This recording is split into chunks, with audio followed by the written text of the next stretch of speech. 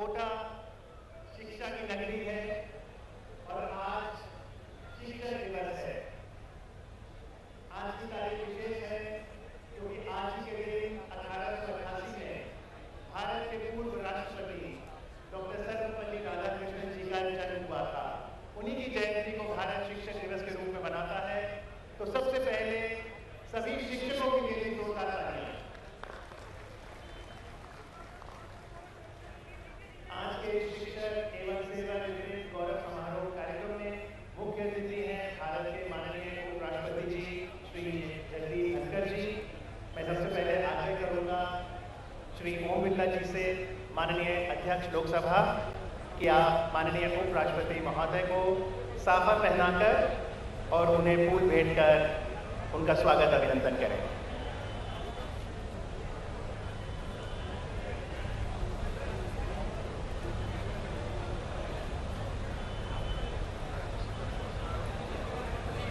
राजस्थान की परंपरा, ये साफा माननीय उपराष्ट्रपति जी को पहनाते हुए और साथ ही उनका अभिनंदन फूलों से। बहुत बहुत स्वागत आपका माननीय कोटा पधारने के लिए। Thank you. मैं आग्रह करूंगा श्री रमेश गुप्ता जी से कि वो साफा पहनाकर माननीय ओम बिरला जी का स्वागत करें। Ramesh Gupta ji, district president, pensioners association Kota, Rajasthan. Rajasthan की परंपरा अनुसार ये साफा अध्यक्ष लोकसभा ओम बिरला जी को पहनाते हुए मैं निवेदन करूंगा श्री चतुर्भुज महावर जी से कि आप ओम बिरला जी को फूलों से उनका अभिनंदन करें। Chaturbhuj Mahawar ji, district president, pensioners association, Bundi, Rajasthan. मैं निवेदन करना चाहूँगा श्री मदन दिलावर जी से, रामगंज मंडी कोटा के विधायक, कि आप साफा पहनाकर श्री प्रहलाद जोशी जी का स्वागत करें। माननीय संसदीय कार्य, कोयला एवं खान मंत्री, भारत सरकार, श्री प्रहलाद जोशी जी। और अब मैं गुजारिश करूँगा श्रीमती चंद्रकांता मेघवाल जी से, केशव राय पाटन, बूंदी की विधायक, कि आप फूलों से प्रहलाद जोशी जी का स्वागत करें।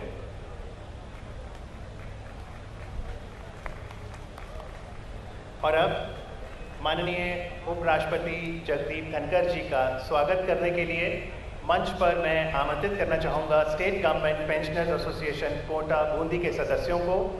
मंच पर हमारे साथ हैं रमेश गुप्ता जी, चतुर्भुज महावर जी, और साथ ही मैं मंच पर आमंत्रित करूंगा श्री विमल जैन जी को, vice president, pensioners association Kota, Rajasthan, Shri Chandra Singh ji को, श्री पीएल गौतम जी, श्री दिनेश जैन जी, श्रीमती भगवती जेठवानी जी कृपया मंच पर आ जाएं, श्री फतेहलाल मीना जी, श्री दशरथ सिंह सोलंकी जी, श्री क्रांति चंद गौर जी, श्री आरपी गुप्ता जी और श्री दुर्गेश मेहता जी।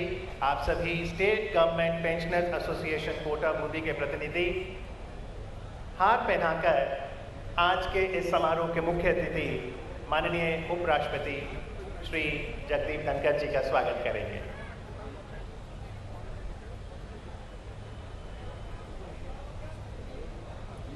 माननीय उपराष्ट्रपति जी राजस्थान से ही हैं।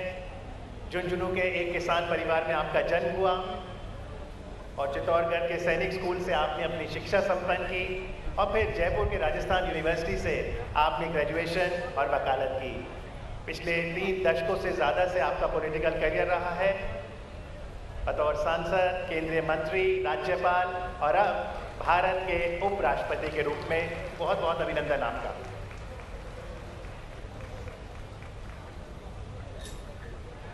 और अब मैं आमंत्रित करूंगा central government pensioners association Kota, Bundi के सदस्यों को, कृपया मंच पर आ जाएं। Shri Kamlesh Rawat ji, president, all India retired railway foundation, Shri S C Gupta ji, miss Champa Verma ji, Shri Chittar Lal Goswami ji, Shri Mohan Gautam ji, Shri Dinesh Kumar Kunal जी, श्री सूबेदार गजानंद यादव जी, श्री सूबेदार रघुनंदन पालीवाल जी कृपया मंच पर आ जाएं। श्री R.K. जैन जी, श्री B.S. चंद्रावत जी, श्री R.S. चौधरी जी, श्री सुनील मेहता जी, श्री नंद सिंह जी, श्री अनिल सक्सेना जी, श्री भगीरथ गुप्ता जी, श्री बांवारी लाल शर्मा जी और Shri M.K. Sahu ji. Central government pensioners association Kota Bundi के सभी प्रतिनिधि माननीय उपराष्ट्रपति महोदय का स्वागत अभिनंदन करने के लिए ये हार पहनाकर।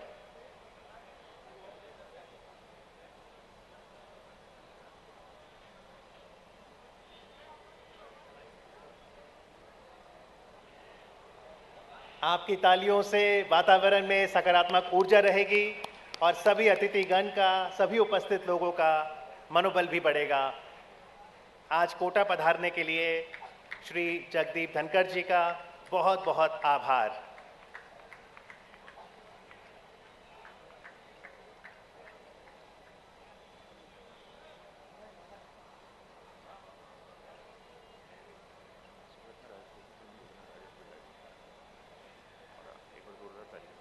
जी, और आपकी जोरदार तालियों के बीच मंच पर अब मैं आग्रह करूंगा मदन दिलावर जी से। आप रामगंज मंडी कोटा के विधायक हैं। अशोक डोगरा जी से, बूंदी के विधायक। चंद्रकांता मेघवाल जी, केशव राय पाटन बूंदी से विधायक। संदीप शर्मा जी, कोटा साउथ से विधायक। कल्पना देवी जी, लाडपुरा से विधायक। श्री हीरा लाल नागर जी, पूर्व विधायक, संगोद, कोटा, राजस्थान से।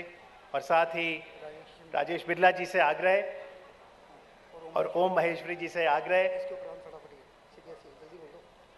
कृपया हार पहनाकर माननीय उपराष्ट्रपति महोदय का अभिनंदन करें।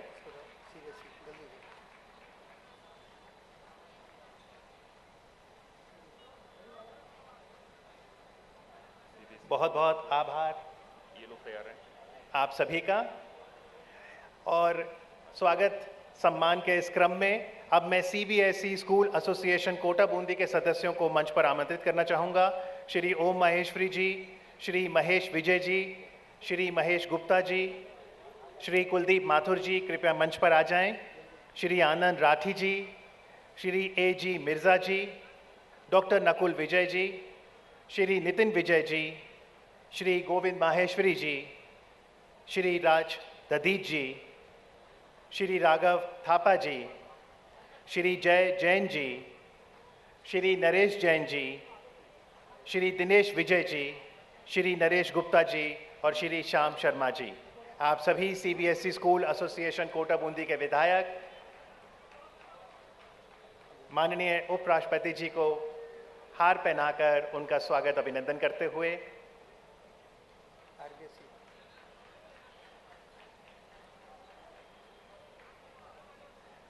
बहुत बहुत शुक्रिया। और अब मैं RBSE school association Kota Bundi के प्रतिनिधियों को मंच पर बुलाना चाहूँगा।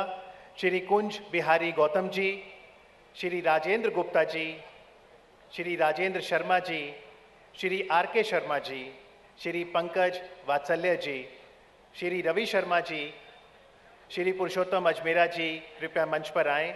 कैलाश राठौर जी, श्री संजय विजय जी, श्री दिलीप शर्मा जी, श्री जय चंचलानी जी, श्री संजय शर्मा जी, श्री अजय शर्मा जी और श्री वीरेंद्र जैन जी।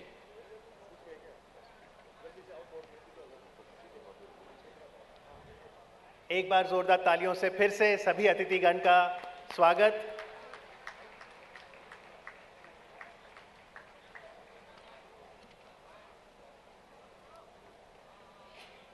और अब मैं अनुरोध करता हूं श्री रमेश गुप्ता जी से, district president pensioners association Kota Rajasthan, आपके स्वागत संबोधन के लिए।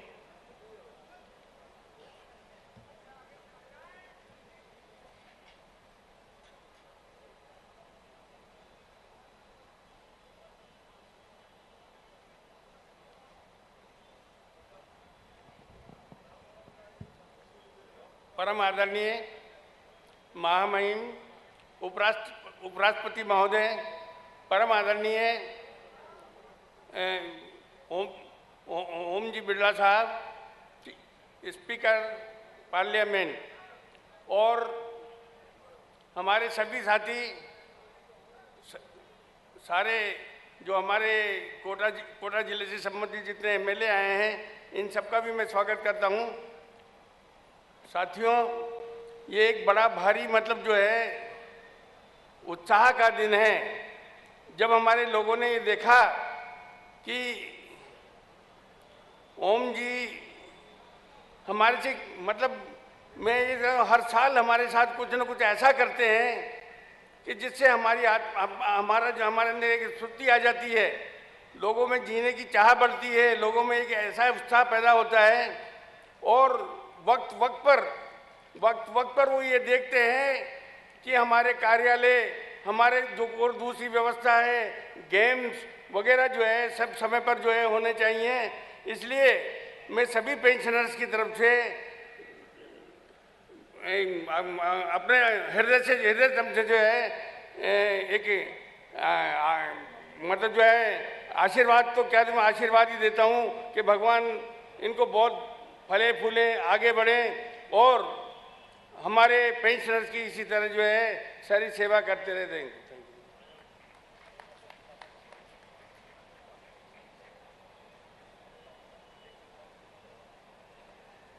बहुत बहुत धन्यवाद आपका श्री रमेश गुप्ता जी।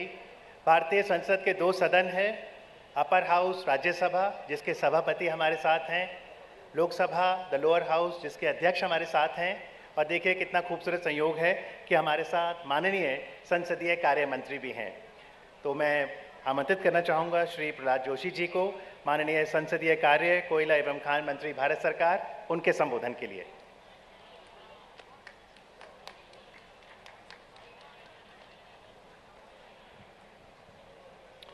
बोलो भारत माता की। क्या बहुत ही एकदम डिसिप्लिन्ड बैठे हैं आज। बोलो भारत माता की।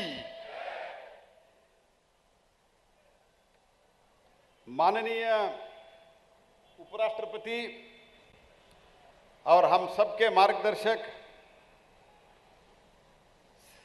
और राज्यसभा के चेयरमैन श्रीमान जगदीप धनखड़ जी, माननीय स्पीकर लोकसभा श्री ओम बिरला जी, और मंच पर विराजमान मदन दिलवार जी, विधायक अशोक डोगरा जी, विधायक चंद्रशेखर मेघवाल जी, विधायक संदीप शर्मा जी, विधायक श्रीमती कल्पना देवी जी, विधायक हीरालाल नगर जी, पूर्व MLA Ramesh Gupta ji, district president pensioner association Kota Chaturbhuj Maharaj ji, district president pensioner association Bundi, Shri Om Maheshwari, coordinator अमृतकाल सेवा अभिनंदन समिति, सभी गण्यमान अतिथि और निवृत्तमान सभी अधिकारीगण, शिक्षकगण, आप सभी को विशेषतः जो शिक्षक इधर उपस्थित है, आप सब लोगों को और विशेषतः शिक्षक को मेरा शत शत प्रणाम। आज तो मैं माननीय स्पीकर साहब के निमंत्रण के आग्रह और निमंत्रण के कारण मैं कोटा के इस कार्यक्रम में पहुंचा हूं।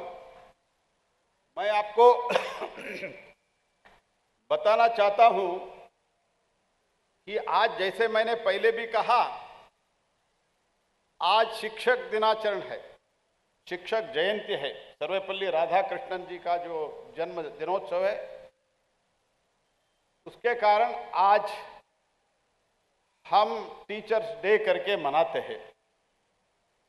ऐसे तो हमारे लिए इधर दो टीचर बैठे हुए हैं, एक तो ओम बिरला जी और श्रीमान जगदीप धनखड़ जी। तो जब भी लोकसभा में पक्ष और विपक्ष में संवाद के जगह कभी कभी टेंशन भी हो जाता है, तब दोनों को बुला के समझौता करके हमको समझाते अगर सुचारू रूप से कार चलाने में बहुत ही मदद करते हैं और संविधान और कानून और रूल्स के बारे में हमको शिक्षा देते हैं, तो ये दो महान लोग जो बैठे हैं उनके मार्गदर्शन में हम काम करते हैं। तो इसलिए इस शिक्षक दिवस पर अवसर पर उन दोनों लोगों को भी मैं शत शत प्रणाम करता हूं। और इसके साथ ही साथ मैं ये भी कहना चाहता हूं, मैं तो कोटा के बारे में बहुत सुना हूं, पहली बार आया हूं, लेकिन जो ओम बिरला जी एमपी बनने के बाद, अभी तो स्पीकर बनने के बाद जो काम इधर किए हैं, जो कुछ भी प्रोजेक्ट लेके आए हैं, और रेलवे से लेके तो जब भी सभी प्रोजेक्ट, रास्ता से लेके सड़क से लेके सब जो प्रोजेक्ट लेके आए हैं, वो तो शायद इतिहास में पूरा 60 साल के इतिहास देखा तो पहली बार ओम जी के कालखंड में हुआ है। इसके लिए मैं पहले उनको अभिनंदन करना चाहता हूं। और ऐसा तो कोटा में आके मैं गौरवान्वित महसूस कर रहा हूं।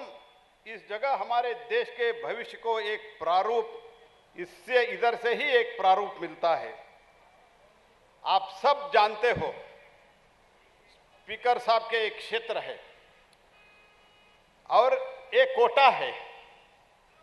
ऐसे तो कोटा से सैटेलाइट लॉन्च होता है, कोटा से सैटेलाइट लॉन्च होता है, सॉरी श्रीहरिकोटा से सैटेलाइट लॉन्च होता है, श्रीहरिकोटा से सैटेलाइट लॉन्च होता है, कोटा से टैलेंट लॉन्च होता है। उस टैलेंट के कारण उधर सैटेलाइट ठीक हो जाता है।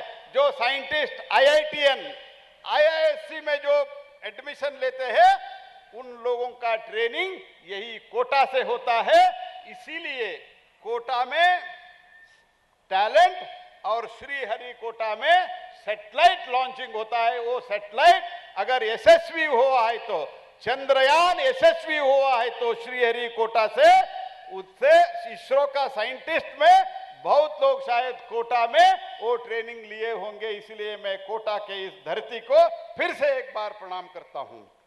इधर तो सपने लेके आते हैं, गुरु के तलाश में इधर हमारे युवा आते हैं, उनको प्रेरणा भी मिलता है। और गुरु का तो स्थान बहुत बड़ा है। गुरु ब्रह्मा गुरु विष्णु गुरुदेवो महेश्वरा, गुरु साक्षात परब्रह्मा तस्मै श्री गुरु नमः। इतना बहुत ही उच्च स्थान हमने गुरु को दिया है। और यह स्थान जहां हम बैठे हुए हैं, ये दशहरा का मैदान भी है। और इसी मैदान में रावण का पुतलियों को हम जलाते हैं। लेकिन रामायण में एक संदर्भ भी आता है, युद्ध भूमि में राम जी ने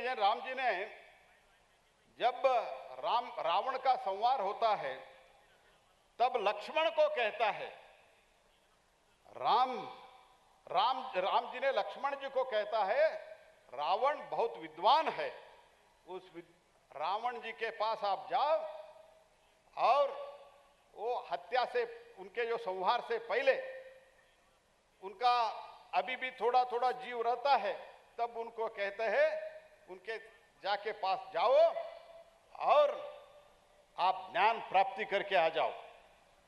तब पहले लक्ष्मण पहुंचते हैं, रावण के सिर के नजदीक पहुंच के ज्ञान का वो मांग करते हैं। रावण कुछ नहीं बोलते हैं, लेकिन फिर से राम क्या वापस आके उनको बताते हैं कि उन्होंने कुछ नहीं बोल रहा है। राम ने पूछता है, आप कहाँ गए थे, आप कहाँ से उनको ज्ञान का मांग की। उन्होंने बोलता है, वो बताता है कि मैं उनके सिर के पास मैं बैठ के पूछा। तब राम कहता है, उनके पांव के तरफ जाके आप ज्ञान के मांग करो, वो जरूर आपको ज्ञान देगा। ऐसे एक हमारे परंपरा में ज्ञान के ज्ञान दे जो होता है, उनके लिए ऐसे एक बड़ी परंपरा है। दोस्तों, इसलिए हमारे गुरु परंपरा में और हमारे देश में सभी बुजुर्गों को, जो रिटायर्ड एम्प्लॉय इधर बैठे हुए हैं, ये सभी हमारे गुरु के समान हैं। तो ऐसे ही बहुत ही घटना मैं उल्लेख कर सकता हूं। हमारे देश का भी ऐसे भी हमारे सनातन धर्म के लिए बारे में बहुत कुछ कहा जा रहा है, तो इसके लिए सनातन धर्म को समाप्त करो, ऐसे भी भाषण देने वाले हैं। लेकिन हमारे इस सनातन धर्म में कितना उच्च श्रेष्ठ परंपरा है, ये तो भी इन लोगों को जानकारी रहना चाहिए। जब रामानुजाचार्य जी को अपने गुरु एक इनके पूरा वेद उपनिषद के बारे में, वेदों के बारे में उनको कुछ रहस्य बताते हैं। उनका गुरुजी का नाम रहता है षटकोप स्वामी जी। षटकोप स्वामी जी शिष्य रामानुजाचार्य को बताते हैं वेदों के बारे में, वेद के रहस्य के बारे में, जिसको बता के उन्होंने कहता जिसको ये ज्ञान प्राप्त होगा उनको मुक्ति मिलेगा। और एक कंडीशन डालते हैं, वो कंडीशन ये रहता है कि इसके बारे में आप किसी को बताना नहीं, अगर बताते हैं तो आप नरक में जाएंगे। लेकिन रामानुजाचार्य जी ने ये जो ज्ञान अपने स्वामी जी अपने गुरु से प्राप्त किए थे, वो सब ज्ञान दीवार के ऊपर खड़े होके सबको बता देते हैं। तब गुरुजी पूछते हैं आप ऐसे क्यों किया, आप नरक में जाएंगे। तब रामानुजाचार्य जी कहते हैं अगर जो रहस्य आपने मुझे कहा, आपने मुझे अवगत किया है, उससे अगर मुझे मुक्ति प्राप्त होते है, तो जब मैं इन लोगों को कहता हूं, इतने सारे हजारों लोगों को मुक्ति प्राप्त होता है, स्वर्ग प्राप्त होता है, इसलिए मैं सबको कहा हूं इतने लोगों को अगर मुक्ति प्राप्त होता है तो अगर मुझे नरक भी प्राप्त होता है तो भी मुझे कोई परवाह नहीं। ऐसे उन्होंने अपने गुरु को बताते हैं। ये हमारा परंपरा है दोस्तों। इसलिए मैं बहुत ज्यादा लंबा भाषण करते हुए मैं इतना ही करता हूं, आज शिक्षा के द्वारा में और हमारे जो अनुभवी लोग इधर बैठे हैं उनके द्वारा देश में जो एक बदलाव आ रहा है, न्यू इंडिया का जो कंसेप्ट माननीय प्रधानमंत्री जी ने हमारे सामने रखा है, नई भारत के निर्माण। जैसे आपने देखा होगा चंद्रयान का जो सक्सेस है, तो दक्षिण ध्रुव में जो हमारा लूनार लैंडिंग हुआ, ये दुनिया में पहली राष्ट्र है भारत जो दक्षिण ध्रुव में हम यशस्वी लैंडिंग किया है। और उसका जो कुछ भी टास्क था वो टास्क भी यशस्वी रूप से हो रहा है। ये भी एक नया इंडिया का पहचान है। नया इंडिया में जैसे मैंने कहा पूरा राजस्थान में जो कुछ भी हमने किया है आप सबके सामने है। और अभी अभी पूरा राजस्थान में 55 अमृत स्टेशन से हमने निर्माण करने का अभी शिलान्यास माननीय प्रधानमंत्री जी ने किया है। और उसके साथ ही साथ जयपुर रेलवे स्टेशन जो हवाई महल और अमेर पोर्ट जैसे उसका जो स्थूल को दर्शाते हैं, राजस्थान को विरासत को अवगत करता है। ऐसे बहुत ही काम माननीय ओम बिरला जी के मार्गदर्शन में कोटा में भी हुआ है, राजस्थान में भी हुआ है। पहले ऐसे तो सिर्फ हमको ओम बिरला जी को सहारा लेना पड़ता था पूरा राजस्थान के डेवलपमेंट के लिए, लेकिन जब माननीय धनखड़ जी उपराष्ट्रपति बनके और चेयरमैन राज्यसभा के रूप में हमारे बीच में आया, राजस्थान में पूरा जो कुछ भी आधा पैसा देश का है वो राजस्थान में ही इन्वेस्टमेंट हो रहा है। इन दो महान व्यक्तियों के कारण मैं उन लोगों को आपके सबके तरफ से बहुत बहुत धन्यवाद देता हूं, अभिनंदन करता हूं। आप भी पूरा जोरदार तालियों के साथ इन दोनों महान जो भी एक तो राजस्थान के डेवलपमेंट के बारे में सोचते हैं, देश के डेवलपमेंट के बारे में सोचते हैं, और जिस सुचारू तरीके से जिस टैलेंट से दोनों सदन चलाते हैं, ये भी एक महत्वपूर्ण और इतिहास में इसको रिकॉर्ड में रखा जाता है। जैसे मैं एक सीक्रेट आज बताता हूं, अगर माननीय ओम बिरला जी गलत नहीं मानते हैं तो। ऐसे तो ओम बिरला जी सिर्फ सेकंड टाइम एमपी थे। जब तो उनको कहा गया कि आप स्पीकर बनने जा रहे हैं, ओम बिरला जी ने कहा मैं तो सिर्फ सेकंड टाइम हूं, मैं इसके लिए सक्षम हूं क्या? ऐसे प्रश्न वो माननीय प्रधानमंत्री जी को पूछा था। लेकिन आज प्रधानमंत्री जी के सहित, माननीय गृह मंत्री जी के सहित और हम सब जो मंत्री हैं, वो सब लोगों को गर्व महसूस होता है जिस तरीके से वो लोकसभा चला रहे हैं। मैं तो पॉलिटिकल साइंस का विद्यार्थी हूं। मैं 77 से मैं लोकसभा और राज्यसभा का जो हमारा सेशन चलता है मैं देखता रहता हूं। जिस तरीके से, जिस चाणाक्ष तरीके से ओम बिरला जी चलाते हैं, मैंने ऐसे स्पीकर को कभी नहीं देखा हूं। ये तो कोटा का और राजस्थान का देन है। मैं ये भी आप सब लोगों को धन्यवाद देते हुए, और बहुत ही जबरदस्त काम उनके द्वारा इस प्रदेश में भी हुआ है। 2969 किलोमीटर नेशनल हाईवे का निर्माण सिर्फ इस 9 वर्ष में हुआ है। ऐसे ही 11 लाख कैंडिडेट पीएम कौशल विकास योजना में सिलेक्ट हुआ है। ऐसे बहुत ही काम हुआ है। ऐसे हम 4 करोड़ प्रधानमंत्री आवास योजना में जो कुछ भी कंस्ट्रक्शन करके, हाउस कंस्ट्रक्शन करके दिया है, उसमें 20 लाख राजस्थान में हमने कंस्ट्रक्शन करके दिया है। उसमें भी उन लोगों का योगदान है। इसलिए फिर से एक बार मैं दोनों लोगों को और आपको मैं धन्यवाद देते हुए मैं इतना ही कहना चाहता हूं, आप लोग रिटायर्ड हुए हैं, लेकिन मैं आपको देखते हुए आप जिस तरीके से सम्मान दिया, जिस तरीके से एक्टिव, बहुत ही एक्टिव है के काम कर रहे हैं, ये सब देखते हुए आप रिटायर्ड है लेकिन आप टायर्ड नहीं है, ये तो मेरा पूरा महसूस हो गया है।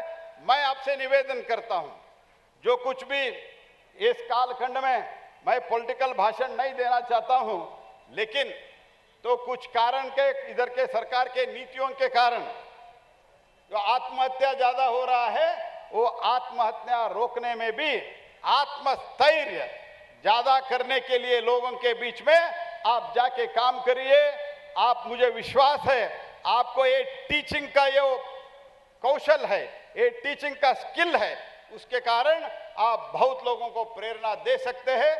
New India, the concept of new India, ये तो आगे बढ़ाने में आपका योगदान आगे भी रहे, यही प्रार्थना करते हुए मैं फिर से एक बार इतने बड़े अच्छे कार्यक्रम में मुझे बुला के मुझे आपके साथ मेरा विचार शेयर करने के लिए एक मौका दिया माननीय ओम बिरला जी, उनको धन्यवाद देते हुए मैं आप सभी को धन्यवाद देता हूं। बहुत बहुत धन्यवाद। नमस्कार।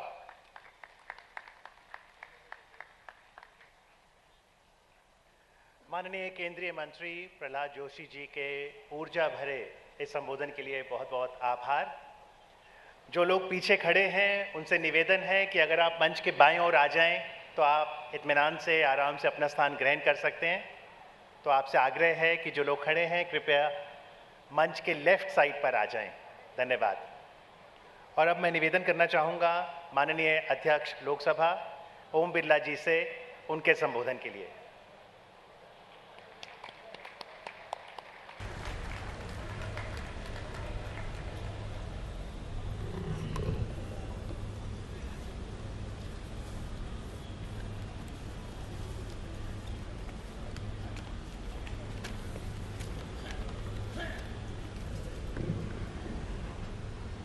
भारत माता की। आज हमारे बीच में वह विभूति आई है जिन्होंने पूरे जीवन के अंदर देश और प्रदेश की सेवा करते हुए कठिन परिश्रम से, सेवा से, त्याग से और समर्पण से इस राज्य और प्रदेश को वैभव पर पहुंचाने का काम किया है। उन सब महान कर्मयोगियों को मैं प्रणाम करता हूं। आज हमारे बीच में जिन्होंने एक किसान के रूप में काम किया, उसके बाद देश के सबसे प्रतिष्ठित वकील के रूप में आम गरीब व्यक्ति की सेवा करने का काम किया।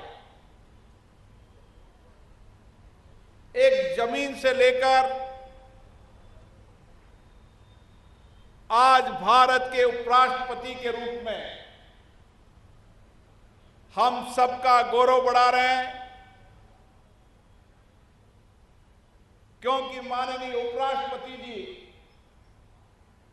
इस राजस्थान की मिट्टी से आते हैं। इस राजस्थान की धरा पर उनका जीवंत सामाजिक राजनीतिक जीवन रहा है। ऐसे महान व्यक्तित्व माननीय उपराष्ट्रपति जी श्री जगदीप धनखड़ का जी हम सब ताली बजाकर स्वागत करते हैं, अभिनंदन करता है। आज हमारे बीच में कर्नाटक में वरिष्ठ नेता रहे, प्रदेश अध्यक्ष रहे और जिनका संसद में एक लंबा अनुभव रहा, संसदीय कार्य मंत्री, कोयला खान मंत्री माननीय प्रहलाद जोशी जी भी पधारे, उनका भी मैं हार्दिक अभिनंदन करता हूं, स्वागत करता हूं। हमारे बीच में सभी माननीय अतिथिगण और विशेष रूप से आज वो शिक्षक जिन्होंने अपने जीवन को तप तपस्या से, समर्पण और सेवा से इस महान राष्ट्र के निर्माण में, शिक्षा को दूर दराज तक गांव में पहुंचाकर आज भारत को वैभव पर पहुंचाने का काम किया है, उन सभी शिक्षकों को भी आज शिक्षक दिवस पर प्रणाम करता हूं। ऐसे तो आज शिक्षक दिवस है, लेकिन जो विभाग के अलग अलग विभाग के लोग जिन्होंने अपनी सेवाएं अलग अलग विभागों में दी है, राज्य के विभागों में दी है, केंद्र के विभागों में दी है, राज्य के उपकरण में दी है, निजी विद्यालय के रूप में दी है, उन्होंने पूरा जीवन, अपनी जवानी, अपना समय इस समाज और राष्ट्र के लिए समर्पित किया है। आज मैं अपने आप को गौरवान्वित महसूस कर रहा हूं कि आप सबका सम्मान करते हुए मुझे बहुत आनंदित होता है, क्योंकि मैं देखता हूं कि आपका जीवन समर्पण और सेवा के लिए हमेशा समर्पित रहा है। इसलिए आपके सेवा समर्पित अद्वितीय ज्ञान से, आपके अनुभव से, आपके कठिन परिश्रम से नई पीढ़ी को मार्गदर्शन मिले और वह नई पीढ़ी भारत के नवनिर्माण में अपना योगदान दे और आपके उस जीवन को देखें जब आपने किस तरीके से कठिन परिश्रम कर कर इस भारत को इस 75 वर्ष की यात्रा में वैभव पर पहुंचाया। मुझे याद है यहां पर शिक्षक बैठे हैं जिन्होंने दूर दराज के गांव में जब सड़कें नहीं हुआ करती थी, बिजली नहीं हुआ करता था, पानी नहीं हुआ करता था, स्कूल के भवन नहीं हुआ करते थे, लेकिन शिक्षा का अलग जगाया। शिक्षा को अंतिम व्यक्ति के जीवन में पहुंचाकर एक समृद्ध, शिक्षित, संस्कारित भारत बनाने का काम किया। दिए की तरह उजाला करते रहे, अपने परिवार का त्याग कर। यहां पर राज्य सरकार के विभाग के कर्मचारी बैठे हैं जिन्होंने सड़कें बनाने का काम किया, जिन्होंने दूर दराज तक किसान के खेत पर पानी पहुंचे, बांध बनाने का काम किया, नहर बनाने का काम किया। यहां चिकित्सा विभाग के कर्मचारी कर्मचारी बैठे हैं, हमारी बहनें बैठी है, जिन्होंने दूर दराज के गांव के अंदर जब चिकित्सा का अभाव था, इंफ्रास्ट्रक्चर कमजोर था, उस समय हमारी बहनों ने मातृत्व सुरक्षा करने का काम किया, लोगों को स्वस्थ रखने का काम किया। मैं कितने विभाग बता सकता हूं, चाहे कृषि हो, चाहे एग्रीकल्चर हो, हर विभाग के पानी से लेकर हर विभाग के कर्मचारी यहां पर बैठे हैं, जिन्होंने पूरा जीवन उन कठिन परिश्रम के अंदर, जब आपदा हो, विपदा हो, संकट हो, उस समय मानवीय सेवा करने का काम किया। और इसीलिए आज जो हम भारत के नवनिर्माण का ये दृश्य देख रहे हैं, आपने एक नींव की तरह इस नए भारत के निर्माण में आपका पसीना बहाकर ये भारत के नवनिर्माण को देख रहे हैं। यहां केंद्र सरकार के कर्मचारी बैठे हैं। जब दूर दराज तक डाक का इंतजार व्यक्ति करता था तो उसको डाक पहुंचाने का काम करते थे, संचार का काम करते थे, रेल नहीं थी तो पटरियां बिछाने का काम करते थे। कितने विभाग हैं जिन्होंने अलग अलग सेवाएं दी। हमारे यहां पर जवान बैठे हैं, जिन्होंने उस समय आधुनिक यंत्र शस्त्र नहीं हुआ करते थे, लेकिन तपती धूप के अंदर, ठिठुरती ठंड के अंदर देश की रक्षा करने का काम किया। यहां पुलिस के रिटायर्ड लोग बैठे हैं, जिन्होंने नागरिक सुरक्षा करने का काम किया। मैं कुछ विभाग बता पाऊंगा, कुछ विभाग बता नहीं पाऊंगा तो अधूरा कहूंगा, लेकिन जो भी राज्य केंद्र सरकार, चाहे हमारे राजकीय उपकरण हो, चाहे निजी सेवा के अंदर काम करने वाले अध्यापक हो, सबका कहीं न कहीं त्याग, समर्पण इस नए भारत के निर्माण में है।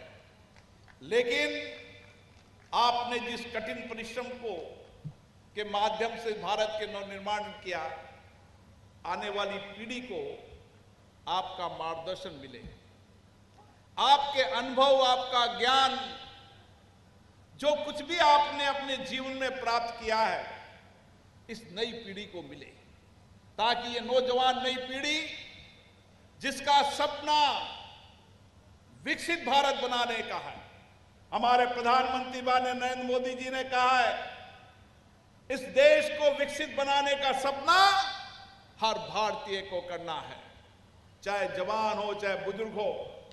जब हम सामूहिक मिलकर काम करेंगे तो हम विकसित भारत बनाएंगे। दुनिया के अंदर हर आपदा और चुनौतियों का समाधान इस भारत की धरती से निकलेगा। और ये हम देख रहे हैं हमारी आंखों के सामने कि कुशल नेतृत्व ने किस तरीके से दुनिया के अंदर कोई आपदा, चुनौतियों का अगर रास्ता बताने का काम कर रहा है तो भारत की धरती कर रही है। और इसलिए ये भारत की धरती आध्यात्मिक संस्कृति की, संस्कारों की धरती है। और इसीलिए हमने ऐसे भारत का निर्माण किया है जहां आध्यात्मिक में ज्ञान है, संस्कार है, जहां हम विरासत को सहोजते हैं, आधुनिकता की नींव को तैयार, आधुनिकता की दिशा को तय करते हैं। हमारी जितनी मजबूत हमारी विरासत होगी और उस विरासत से आने वाली पीढ़ी प्रेरणा लेगी, उतना ही भारत मजबूत राष्ट्र बनेगा। और इसीलिए आपकी सेवाओं को योगदान करने के लिए आज स्वयं उपराष्ट्रपति जी यहां पर आए हैं, आपका अभिनंदन कर रहे हैं, आपका स्वागत कर रहे हैं। आपकी तप, तपस्या, परिश्रम, कठिन परिश्रम को आज भारत के उपराष्ट्रपति जी अभिवादन करने आए हैं, ताकि हम आपके अनुभवों का लाभ प्राप्त कर सकें, आपके ज्ञान का अनुभव कर सकें।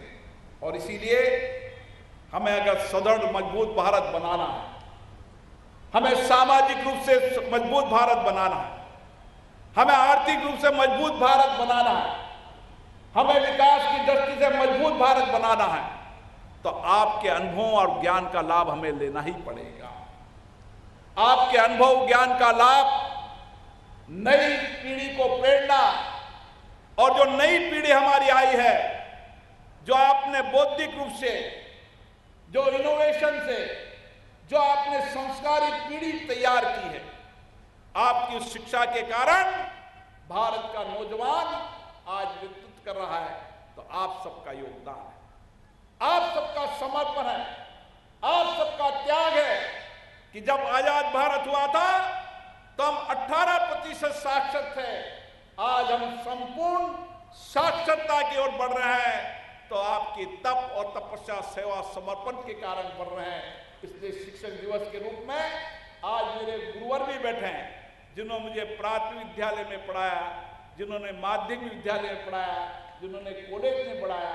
ऐसे मेरे जैसे कितने लोगों के व्यक्तित्व और चरित्र और कर्तृत्व का निर्माण करने का काम किया, उन सब गुरुजनों का भी मैं प्रणाम करता हूं। हमारे माननीय उपराष्ट्रपति जी तो जहां भी जाते हैं अपने गुरुओं को जरूर चरण स्पर्श कर कर उनका आशीर्वाद लेते हैं, क्योंकि गुरु का आशीर्वाद हमेशा प्रेरणा देने का काम करता है। गुरु वो होता है जो हमेशा आशीष देता है, वह कभी आंखों में अंतर नहीं समझता। वह तो कहता है हर मेरा विद्यार्थी दुनिया के अंदर भारत का नेतृत्व करे, ये उसकी आशीष होती है। और इसी आशीष को लेने आज यहाँ पर सब लोग आए हैं। मुझे आशा है आने वाले समय के अंदर हम सब आपके आशीर्वाद से, आपके प्यार से, आपके स्नेह से, जो कुछ भी आपने हमें दिया है, हम संपूर्ण ऊर्जा से काम करेंगे। भारत का लोकतंत्र सशक्त हो, भारत का लोकतंत्र मजबूत हो, भारत का लोकतंत्र जवाबदेह हो, ऐसा लोकतंत्र, मजबूत लोकतंत्र जो दुनिया को मार्गदर्शन कर सके। और आज हम कह सकते हैं भारत का लोकतंत्र मजबूत भी है, सशक्त भी है और दुनिया को मार्गदर्शन करने का काम भी कर रहा है। इस 75 वर्ष की लोकतंत्र की यात्रा में भारत का लोकतंत्र सशक्त हुआ है, मजबूत हुआ है और दुनिया आज देख रही है कि 140 करोड़ का देश किस तरीके से 140 करोड़ देश में पारदर्शिता तरीके से चुनाव होते हैं।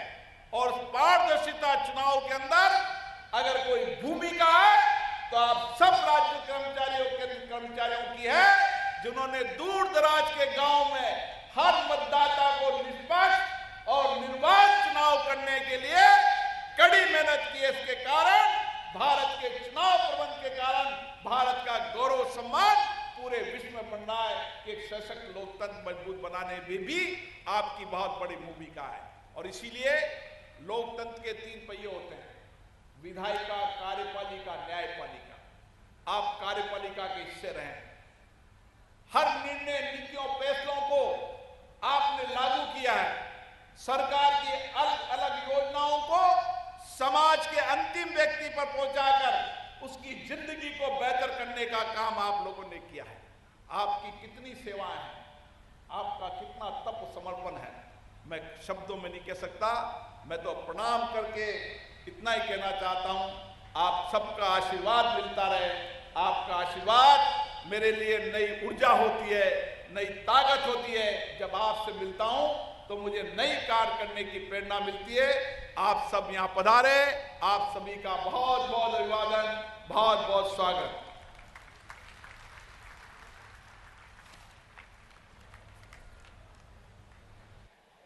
आपके प्रेरणा भरे शब्दों के लिए माननीय अध्यक्ष लोकसभा श्री ओम बिरला जी, आपका बहुत बहुत आभार। और अब शिक्षक एवं सेवानिवृत्त गौरव समारोह के मुख्य अतिथि भारत के माननीय उपराष्ट्रपति श्री जगदीप धनखड़ जी से आग्रह उनके आशीर्वचनों के लिए।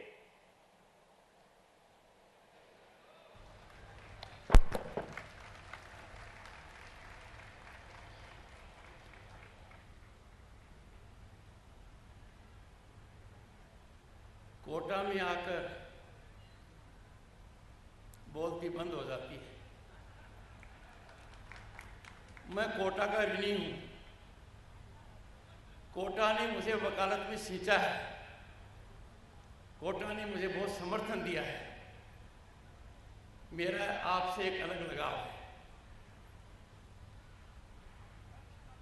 सम्मानीय लोकसभा के अध्यक्ष, दुनिया की सबसे बड़ी पंचायत, सबसे बड़ी, सबसे पुरानी, उसका गौरव श्री ओम बिरला जी, नाम में दम है। सुबह शाम ओम करो तो ठीक होगा, होगा न? ओम ओम। श्री प्रहलाद जोशी जी आज से 33 साल पहले जब पहली बार लोकसभा में गया था तो मैं केंद्र में एक छोटा मंत्री था और मेरा विभाग था पार्लियामेंट्री अफेयर्स। आपने प्रहलाद जी मोटा मंत्री हैं, पार्लियामेंट्री अफेयर्स के बड़े मंत्री हैं और साथ में कोयला और खान भी है। भारत सरकार के बहुत बड़े मंत्री हैं। उनकी उपस्थिति यहाँ पर एक बहुत बड़ा संकेत देती है। मंच पर विराजमान लाडपुर से विधायक श्रीमती कल्पना देवी जी, केशवराय पाटन बूंदी से श्रीमती चंद्रकांता मेघवाल जी, मेरे पुराने मित्र जिनके साथ मुझे विधायक रहने का सौभाग्य मिला। सरल स्वभाव तो है पर कई बार बहुत टेढ़े हो जाते हैं। मदन दिलावर जी, अशोक डोगरा जी, संदीप शर्मा जी, हीरालाल जी। एक्स होने का कोई ज्यादा मतलब नहीं है, मैं खुद भी एक्स हूं। पता नहीं एक्स आदमी कब वर्तमान हो जाए। और हमारी तो मित्रों एक अलग जमात थी। एक तो वो एक्स होता है जो 5 साल पूरे करता है और दूसरा एक्स होता है AXCD जो 5 साल पूरा नहीं करता है। मैं एक्स भी हूं और एक्स भी हूं। MP में पूरा नहीं कर पाए, विधायक इनके साथ पूरा किया है। श्री रमेश गुप्ता जी, श्री चतुर्भुज महाराज जी, ये तो बहुत बड़ा सौभाग्य है। मंच पर एक नहीं दो ओम है। श्री ओम माहेश्वरी जी, आज तो ओम जी ओम का बोलबाला है पूरा। सम्मानित बुजुर्गों, और जब मैं देखता हूं यहां उपस्थित लोगों को और खास तौर में प्रथम पंक्ति पर कुछ लोग सूर्य को बर्दाश्त कर रहे हैं, मैं अभिभूत हूं। सोचा नहीं था कि ऐसा कार्यक्रम मुझे देखने को मिलेगा। जब ओम जी ने मुझे कहा कि सेवानिवृत्त गौरव सम्मान है, मैंने कहा ओम जी रिटायर्ड लोगों का मामला है, उनको क्यों परेशान करो। बोले सेवा से निवृत्त है, सेवा करने से निवृत्त नहीं है। वो सबके सब सेवा में लिप्त है। और दूसरी बात की ओम जी ने तो मेरा मन पसीज गया। बोले उनकी उम्र को मत देखो, वो मेरी रीढ़ की हड्डी हैं, उनके आशीर्वाद से ही मैं पनप रहा हूं। मैंने कहा ओम जी कार्यक्रम में निश्चित आऊंगा, पर जब चुनौतीपूर्ण समय में और सूरज सर के ऊपर है, कार्यक्रम क्यों रखा? तो उन्होंने कहा कि देश आज प्रेरणा दे रहा है। चंद्रयान के बाद हम सूरज की तरफ अग्रसर हो गए हैं और इसीलिए यह ऐसे मौके पर कार्यक्रम रखा है।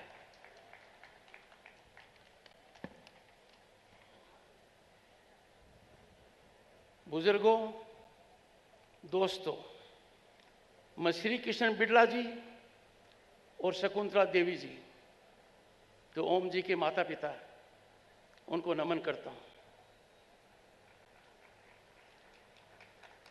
उन्होंने कोटा को एक लाल दिया और मैं कोटा की भूमि को सलाम करता हूं। उन्होंने देश को एक रत्न दिया।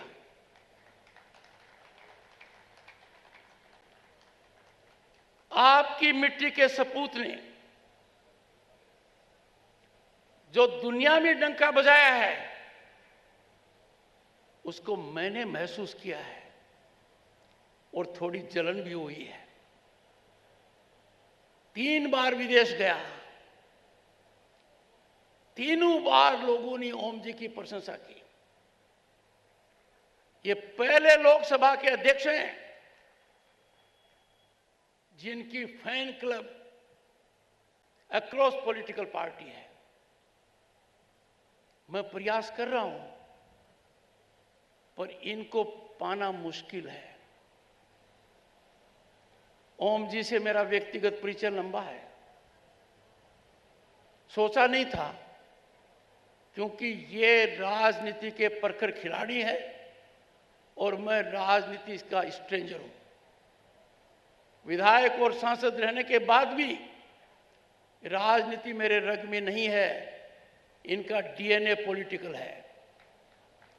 इन्होंने लोकसभा में पहला नायब काम किया और हर नए सांसद को बोलने का मौका दिया।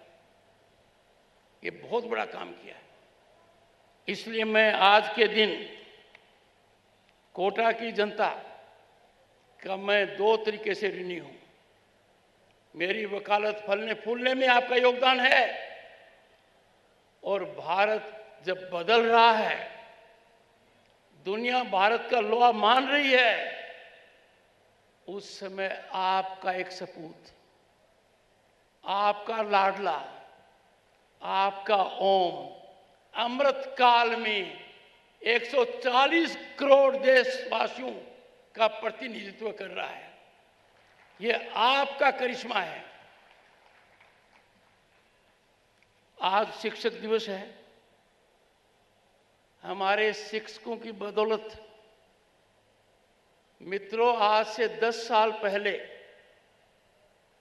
एक हालात थे और दुनिया में कहा जाता था कि 5 देश ऐसे हैं जो फ्रजाइल 5 हैं।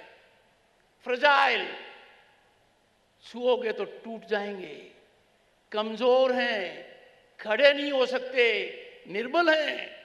और वो देश थे Bharat, south Africa, Brazil, Turkey और इंडोनेशिया। 10 साल पहले ये 5 देश दुनिया पर बोझ बने हुए थे। दुनिया को चिंता थी कि कब ये चरमरा जाएंगे। और आज के दिन भारत 5 महाशक्तियों में से एक है। सितंबर 2022 का वो दिन जब भारत दुनिया की 5वीं आर्थिक महाशक्ति बनी। और कहते हैं न, सोने में सुहागा। हमने पछाड़ा किनको? उन अंग्रेजों को जिन्होंने हम पर सैकड़ों साल राज किया। ये जो परिवर्तन है, उस परिवर्तन के अंदर नीम के पत्थर का काम करने वाले लोग मेरे सामने हैं। मैं आपका अभिनंदन करता हूं, आपको प्रणाम करता हूं। आपने पौध की रचना की कि यह संभव हो पाया। डॉक्टर राधाकृष्णन कितने बड़े आदमी थे। 10 साल तक उपराष्ट्रपति रहे, भारत के राष्ट्रपति रहे, बहुत बड़े फिलोसोफर थे। कौन जानता है? एक ही बात के लिए जानते हैं उनको कि वो एक अध्यापक थे। कितनी बड़ी बात है अध्यापक की। अध्यापक होना उनके जीवन का सबसे बड़ा पद था और इसीलिए आज के दिन हम उनको नमन करते हैं। जब मैं सैनिक स्कूल चित्तौड़ गया, मैंने एक वाक्य कहा कि बायोलॉजिकली मेरा जन्म गांव किठाना में हुआ था, 1951 में, पर मेरा असली जन्म मेरे अध्यापकों द्वारा सैनिक स्कूल चित्तौड़गढ़ में हुआ था, क्योंकि अध्यापक ही एक ऐसा व्यक्ति है जो आपकी कमजोरियों को ताकत में बदलता है। मैं आप लोगों को सलाम करता हूं। यदि अगर हम हमारे भूतकाल में जाएं और कबीर को याद करें तो क्या कहा था कबीर संत ने? गुरु गोविंद दोनों खड़े, गुरु अध्यापक, गोविंद भगवान, गुरु गोविंद दोनों खड़े कांके लागू पाए, बलियारी गुरु आपने गोविंद दियो बताए।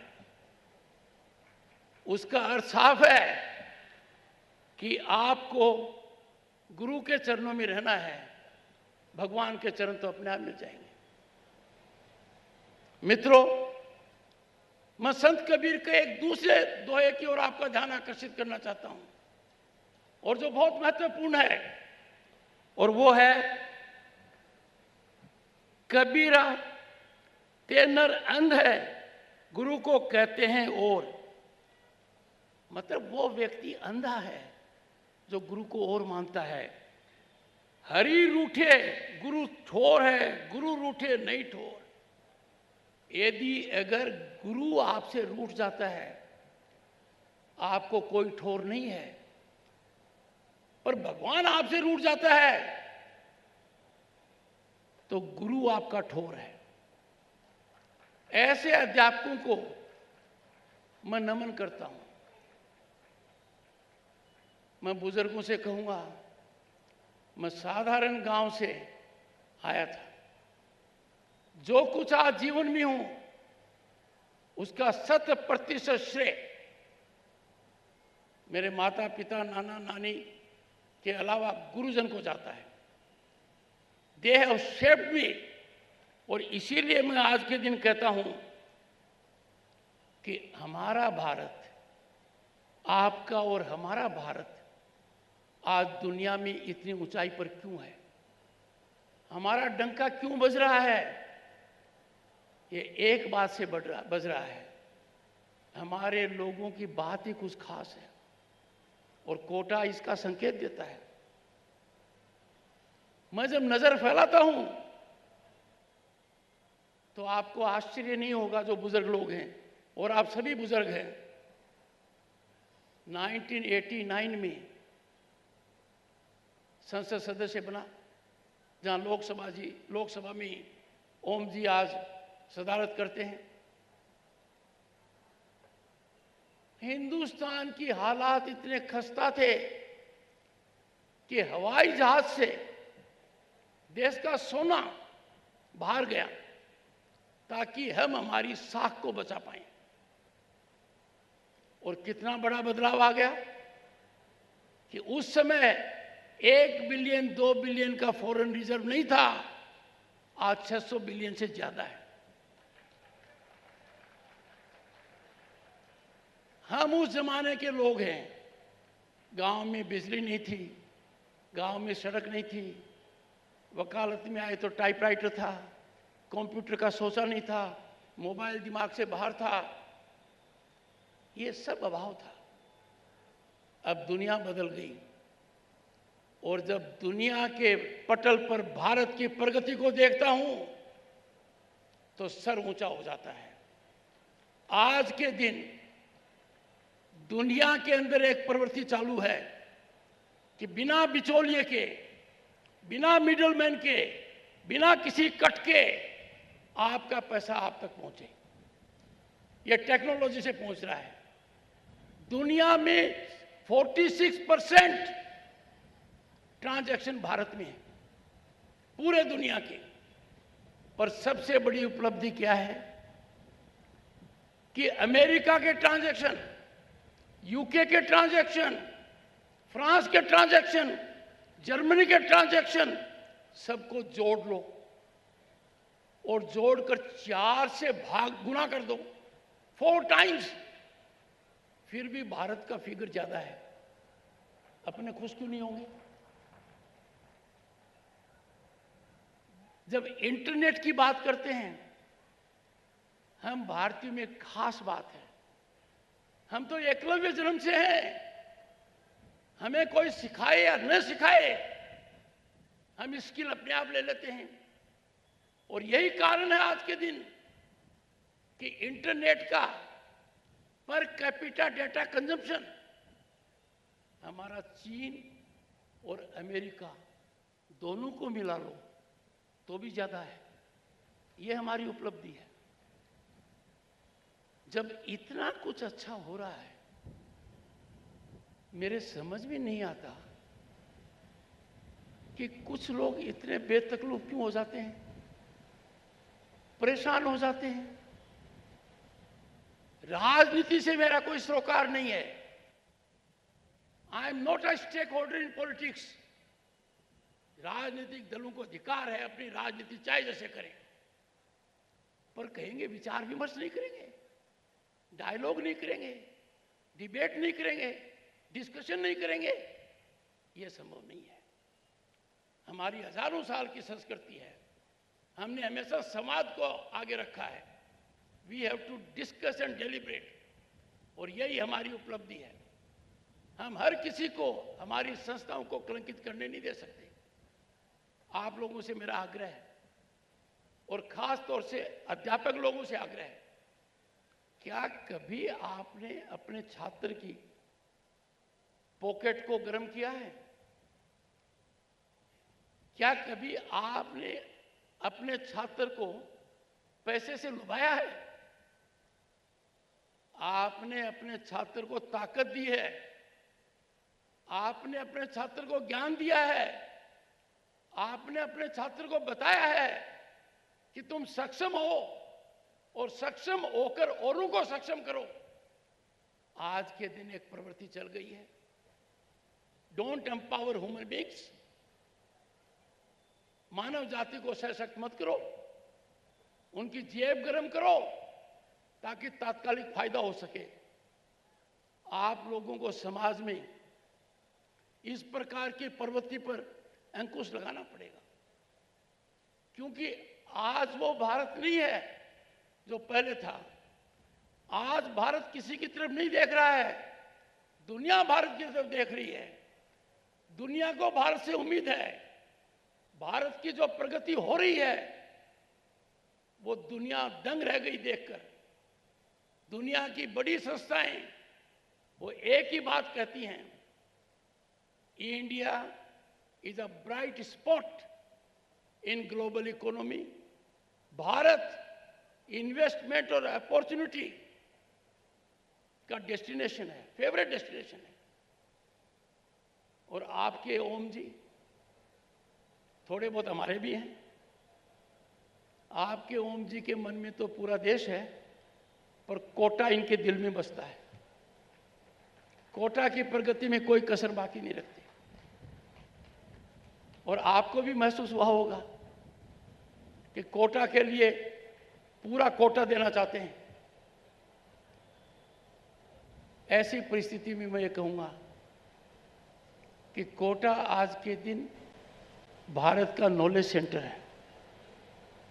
कोटा आज के दिन नवयुवकों के लिए एस्पिरेशन सिटी है। कोटा में हजारों की संख्या में नवयुवक आते हैं, वो अपने भविष्य की ओर देख रहे हैं। तो आपको मैं 3 बातें कहूंगा। हमने न सपने में सोचा था, न कल्पना की थी, और न यह सोचा था कि संभव होगा। वो 3 बातें संभव हो गई। पहली बात, कभी नहीं सोचा था कि दलालों से छुट्टी होगी। सरकारी दफ्तर में दलाल, दलाल का मतलब भ्रष्टाचार, उनके बिना सहयोग के कोई काम नहीं होता था। यदि कोई सर्विस लेते थे लंबी लाइन लगती थी, रेल की टिकट, रोड की टिकट, हवाई जहाज की टिकट, बिजली का बिल जमा कराना। हमने सोचा इसके साथ तो रहना ही पड़ेगा। ऐसे गायब हो गए जैसे गधे के सिर पर से सींग। I tell my young friends, और मैं बुजुर्गों को खास तौर से कहना चाहूंगा, अब भ्रष्टाचार पावर कॉरिडोर में नहीं है। अब भ्रष्टाचारी के पास एक ही रास्ता है, कानून को फेस करें। पर ये आपका दायित्व है, समाज को जागरूक करने का आप काम कर सकते हैं कि जब किसी को नोटिस मिलता है वो सड़क पर क्यों आता है, कोर्ट में क्यों नहीं जाता।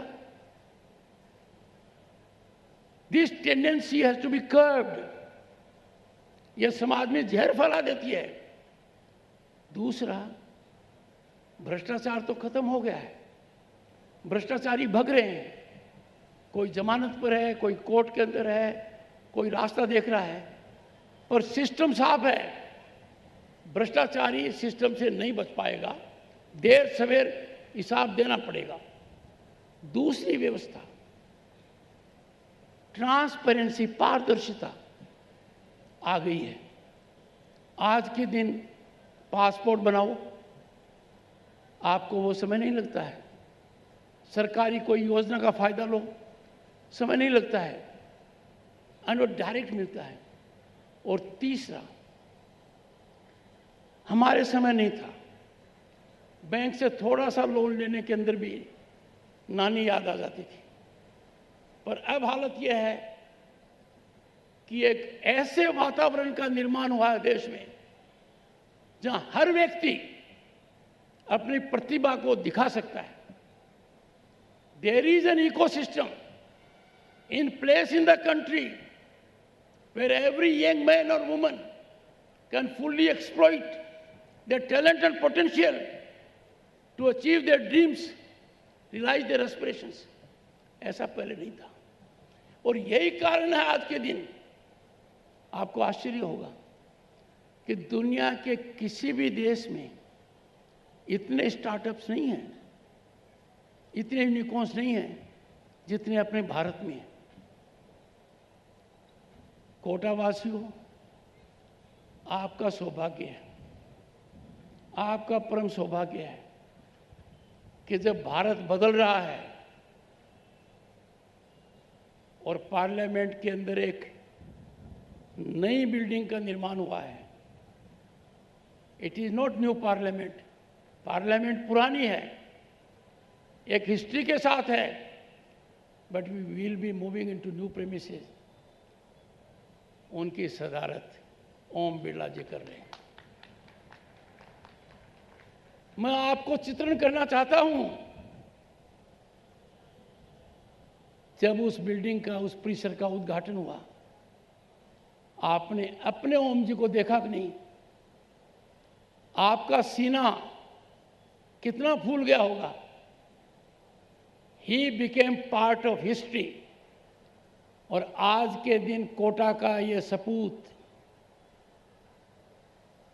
Not only making us proud, पर इनका नाम इतिहास में दर्ज है, क्योंकि अमृत काल में उस नींव को रखने में ये सहायक हैं, एक प्रमुख भूमिका निभा रहे हैं, जो हमें ये देगा कि 2047 में भारत कहाँ होगा। बुजुर्गों, युवा साथियों, 2047 में हम में से बहुत से लोग न होंगे, उम्र का तकाजा है, पर मेरे मन में कोई शंका नहीं है, इंडिया विल बी नंबर 1 इन 2047। भारत में जो आज देख रहे हैं, सड़क देख लो, रेल देख लो, हवाई देख लो, संस्थाएं देख लो, वो दुनिया की बेस्ट से भी बेस्ट है। तो अब मैं आज के नवयुवकों को एक बात कहकर मेरी वाणी को विराम दूंगा। मैं कोटा के अंदर बहुत उम्मीद लेकर आया हूँ। यहाँ का नवयुग बहुत जागरूक है।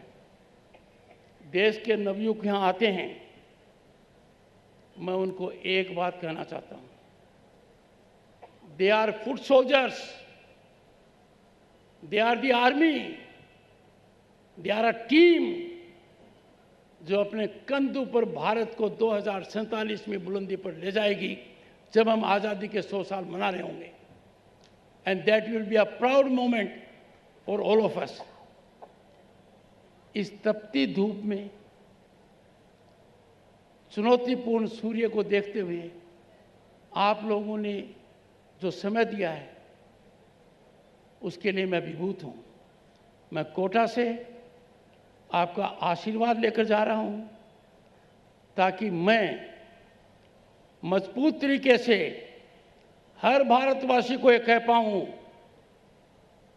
मेरा भारत सर्वोपरि है। I will always keep my nation first. I am a proud Indian. I will take pride in our historic achievements. और मैं सदैव भारत की सेवा करता रहूँगा। मैं यहाँ से बुजुर्गों, आपके आशीर्वाद को ऊर्जा के रूप में ले जा रहा हूँ। आपने मुझे समय दिया, ये सुअवसर दिया, लाइफ टाइम मेमोरी है मेरे लिए ये। मैं आपको धन्यवाद ज्ञापित करता हूँ और आप सबको प्रणाम करता हूँ।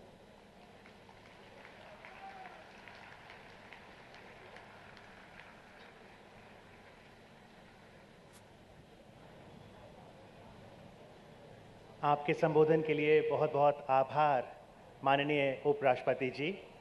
और जैसा आपने कहा कि टीचर होना किसी के जीवन के लिए सबसे बड़ा परिचय है, तो हम मंच पर कुछ अध्यापक अध्यापिकाओं को ही सम्मानित करना चाहेंगे। इस क्रम में सबसे पहले तालियों के साथ स्वागत कीजिए श्रीमती चंद्रकांता गुप्ता जी का। चंद्रकांता जी कोटा के ही निवासी हैं।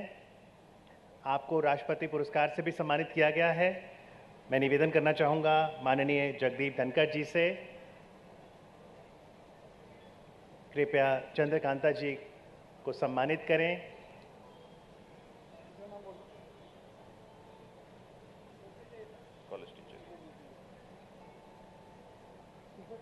माननीय उपराष्ट्रपति जी चंद्रकांता जी को फूल भेंट करते हुए, उन्हें प्रतीक चिन्ह से सम्मानित करते हुए मंच पर अब मैं बुलाना चाहूँगा श्री LC पंजाबी जी को, जो कि रिटायर्ड प्रिंसिपल हैं उस कॉलेज के जहां पर माननीय अध्यक्ष लोकसभा पढ़े थे। तो ये बहुत ही नॉस्टैल्जिक मोमेंट होगा माननीय ओम बिरला जी के लिए भी।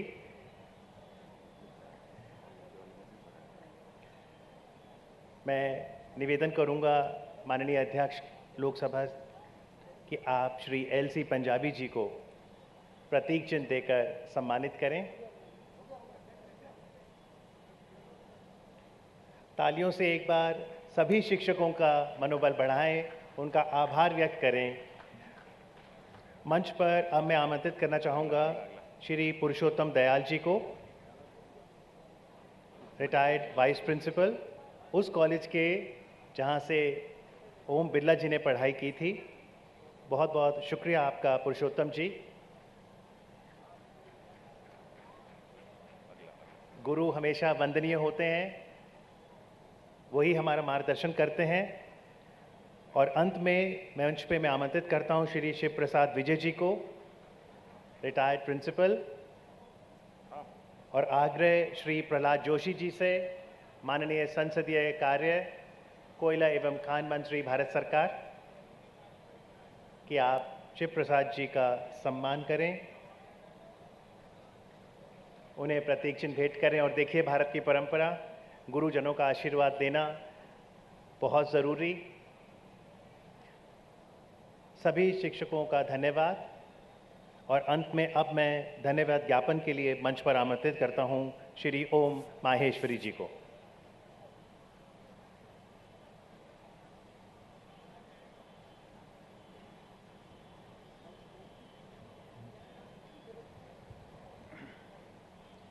शिक्षा की काशी कोटा में आयोजित शिक्षक एवं सेवानिवृत्त गौरव सम्मान समारोह में आज हमारे बीच में मुख्य अतिथि माननीय उपराष्ट्रपति जी श्री जगदीप धनखड़ साहब, हमारे प्रेरणा स्रोत परम आदरणीय लोकसभा अध्यक्ष माननीय श्री ओम बिरला जी, माननीय संसदीय कार्य कोयला एवं खान मंत्री श्री प्रहलाद जोशी जी की गरिमामयी उपस्थिति में आयोजित इस कार्यक्रम में मंचासीन सभी अतिथियों का मैं हार्दिक धन्यवाद एवं आभार व्यक्त करता हूं। आप सभी का हार्दिक आभार व्यक्त करता हूं। आज हम एक ऐसे पल पर हैं जहां हम सब मिलकर उन व्यक्तियों का सम्मान कर रहे हैं जिन्होंने अपने जीवन का बहुत बड़ा हिस्सा राजकीय सेवा में दिया है। इस गर्मी में, इस मौसम में भी आप सब लोग यहाँ पर पधारे, आप लोगों का बहुत बहुत आभार, धन्यवाद। माननीय उपराष्ट्रपति जी की महत्वपूर्ण भूमिका हमारे लोकतंत्र के मूल सिद्धांतों को बढ़ावा देने में रही है। आपके द्वारा किए गए सामाजिक, आर्थिक, राजनीतिक प्रयासों के लिए हम सभी आपका इस मंच के माध्यम से भी हार्दिक आभार व्यक्त करते हैं, आपके आदरणीय नेतृत्व की सराहना करते हैं। और इस कार्यक्रम के प्रेरणा स्रोत हमारे परम आदरणीय लोकसभा अध्यक्ष श्री ओम बिरला जी के सानिध्य में हर वर्ष की भांति इस वर्ष भी शिक्षा की काशी में सभी शिक्षकों का सम्मान करते हुए हम गौरवान्वित महसूस कर रहे हैं। आपके दृष्टिकोण, निष्ठा एवं उत्कृष्ट कामकाजी प्रक्रिया से आज कोटा शहर को यह मुकाम हासिल हुआ है। कोटा भारत के राज्य में स्थित एक ऐतिहासिक शहर है। कोटा की खास पहचान आज यहाँ के शिक्षण संस्थान हैं, जहाँ पूरे भारतवर्ष से विद्यार्थी इंजीनियरिंग, मेडिकल की पढ़ाई के लिए आते हैं। कोटा जिस प्रकार से पूरे भारतवर्ष में प्रसिद्ध है, ये हमारे शिक्षकों की ही देन है। यहाँ के शिक्षा गुरुओं के समर्पण, प्रशिक्षण का स्तर ऐसा है कि कोटा के छात्र पूरे देश के सर्वोच्च संस्थान में प्रवेश पा जाते हैं।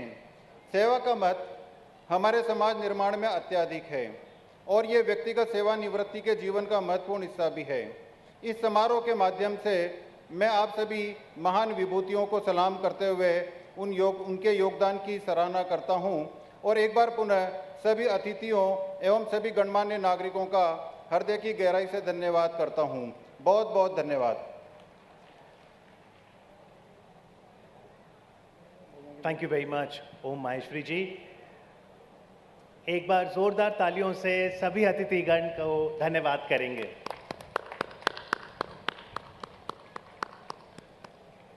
बहुत बहुत आभार। आज शिक्षक एवं सेवानिवृत्त गौरव समारोह में भाग लेने के लिए मुख्य अतिथि महोदय भारत के माननीय उपराष्ट्रपति श्री जगदीप धनखड़ जी का